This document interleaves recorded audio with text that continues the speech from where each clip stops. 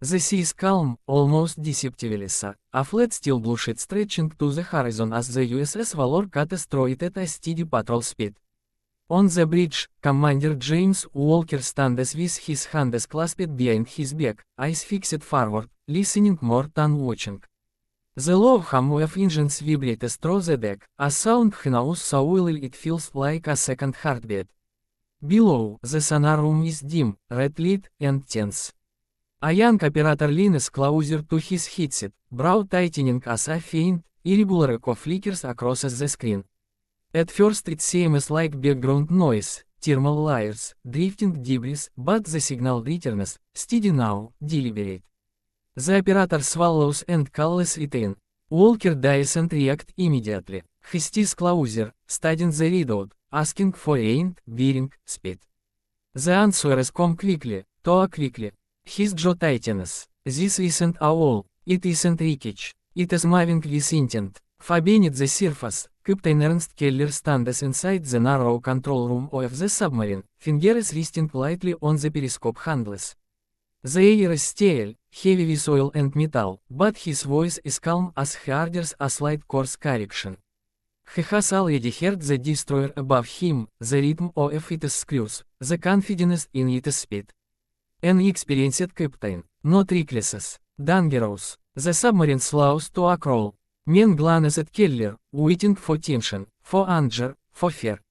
Tasting none, only calculation. Above, Walker gives the order to change course, just a few degrees.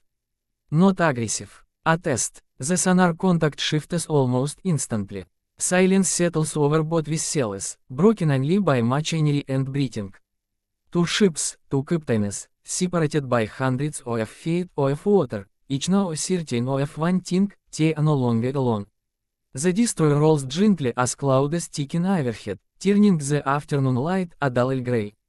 On the bridge, Walker studies the sea through binoculars, though he knows there is nothing to see. The real battle is invisible. He orders reduced speed, letting the ship glide right on charge, and the deck crew exchanges uncertain looks. This is not how most captains hunt. In the sonar room, the contact fades, 10 reappears, closer now, sharper. The operator adjusts frequencies, suit farming at his temple as interference ripples across the screen. The sound is unmistakable, still cutting water, controlled and patent. A submarine commander who knows exactly how much noise he can afford to make.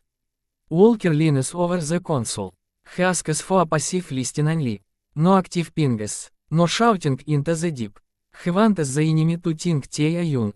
Deep below, Keller senses the change immediately. The destroyer's noise has softened, its movement is less predictable. He closes his eyes for a moment, picturing the ship above him, imagining the man who commands it. This is not a hunter driven by fear or pride. This one listens. Keller orders silent running, engines slow to barely a whisper. Light is dim feature. A mechanic wipes his hands on his trousers, trying to hide shaking fingers. The submarine glides into a colder layer of water, vanishing from the destroyer's sonar like a ghost. Minutes stretch. Oxygen grows warmer. Every creak of the hull sounds like a gunshot. Above, the sonar screen goes empty. An eager officer suggests Steve lost the contact. Walker shakes his head slowly. He knows better. He orders a deep charge pattern, wide and courteous, more warning than it took. The first explosion shatters through the water like a distant thunderclap. Inside the submarine, men grip pipes and bulkheads as dust rains from overhead. Keller doesn't flinch. He listens to the echoes, measuring distance, counting seconds between blasts. His lips curl into the faintest smile. They have each other now. The second wave of deep charges detonates closer, the pressure slamming into the submarine's hull like a giant fist. Lights flicker. A gauge needle jumps, 10 steadies. Somewhere in the AFT section, metal groans in protest. The crew freezes, waiting for the sound that would mean the end, but it doesn't come.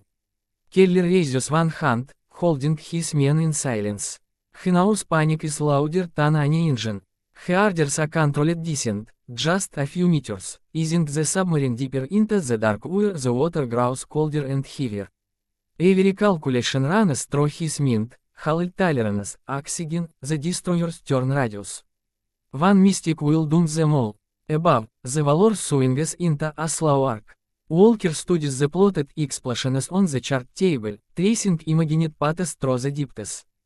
He orders the ship to pass directly over the last detonation point, 10 cut engines.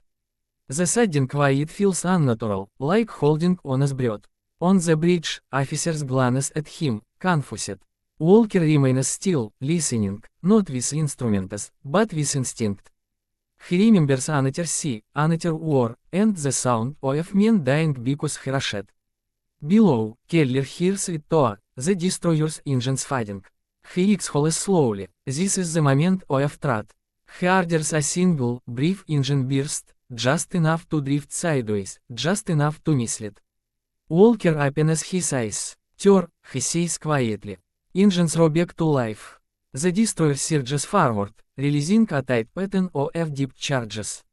The explosions bloom in rapid succession, closer than before. Inside the submarine, a valve bursts. Steam hisses violently. A sailor is thrown to the deck, blood streaking his face. Keller grips the periscope housing as the hull screams under pressure, knowing the half seconds, please. The water settles. The noise fades. Both captains wait in the aftermath, counting heartbeats, which of them has won, or whether the sea has decided for them instead.